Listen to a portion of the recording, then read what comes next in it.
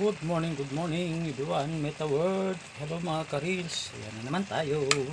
Luto na ako ng toge na may ginayat na tambakol na pinirito. Ayan. Ang cute ng ginayat. Kumusta po ang lahat? Kumusta?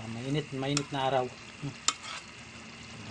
Simpleng ulam na pwede natin i-reels. Kumusta po ang lahat? Kumusta? Mainit na umaga, mainit na tanghali na.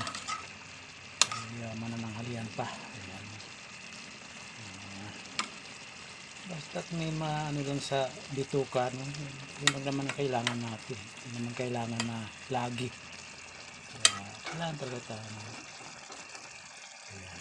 Paborito ko yung oyster sauce ang ginamit ko din, toge with ginayat na pinirito na tambakol. Lami kayo. Sarap talaga. Kahit simple mo na lang, basta ano. Sarap talaga siya. Kahit na ano lang yan. Walang kailangan na maraming detalye, maraming ano na. Basta makagawa lang tayo ng reels natin. Salamat nga pala sa laging hindi nagsasawa, no, sa mga laging nanonood sa mga content ko, sa mga video ko. Thank you po. At sa mga nakakita kayo ng mga patalastas niyan, hayaan nyo na lang. Ganyan talaga yan. Ano tayo sa Steamags. Kaya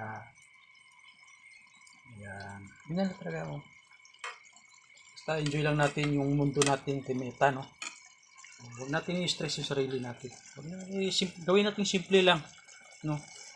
May upload ka ng na reels mo kahit mga 3 piraso, pwede na yun. 2, 3, okay na yun sa isang araw.